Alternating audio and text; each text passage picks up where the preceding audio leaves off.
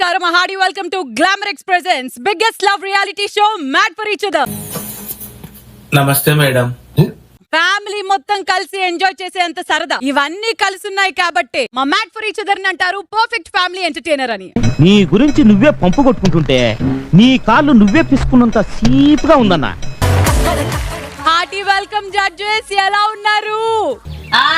నీ పుణ్యమాని పోలేదు ఇంకా. అది ఏడ్చుకుంటా, నువ్వు కూడా భయపడుతున్నావా అన్నది. నువ్వు రా, నువ్వు నేను కూడా ఏడ్చినానే. బలవంతం చేస్తావేంటి? ఆయన ప్రాబ్లం ఏంటంటే ఆయన చెప్పలేకపోవడం, అది నాకు భయపడి కాదు. అదే సార్, అదే కన్వే చేస్తారు చూసారా. తప్పులు చేసే తప్పుడు నా కొడుకులు మాట్లాడే మాటలకి నేను రెస్పాండ్ అవను. నాకు జీల్ ఉంది, నాకు ఒక గోల్ ఉంది, నాకు ఒక ఏం ఉంది. వేరే వాళ్ళతో ఎవరితో అనలేదు.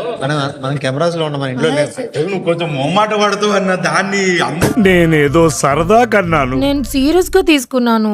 స్టెప్ ఫాదర్ కదా అనేసి వెంటనే అనేస్తారు, స్టెప్ ఫాదర్ వాడు ఇట్లా చేస్తున్నాడు అనేసి అనుకునే వాళ్ళు అనుకుంటారు.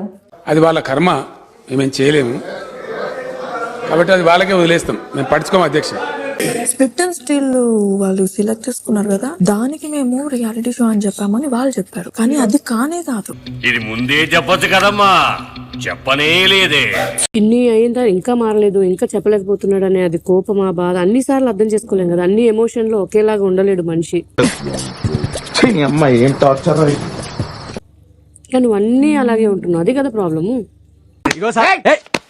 నా వల్లే ప్రాబ్లం అయితే వెళ్ళిపోతారా ఇడికెచ్చి. అర్థం కావట్లేదు. అరే నువ్వు కొంచెం దూరం పోయి కూర్చోపో, అక్కడ కూర్చోపో. అదేంట్రా అర్థం కాలేదు. నేను ఇద్దరికి ఒక మాట చెప్దాం అనుకుంటున్నా. నువ్వు మాట్లాడనా ఇప్పటికి? నీ వల్ల వీడు కూడా నాకు సలహాలు ఇస్తున్నాడు. అదే కదరా ప్రాబ్లం. నేను ఇప్పుడు అదే తప్పు ఒప్పు మాట్లాడు అని.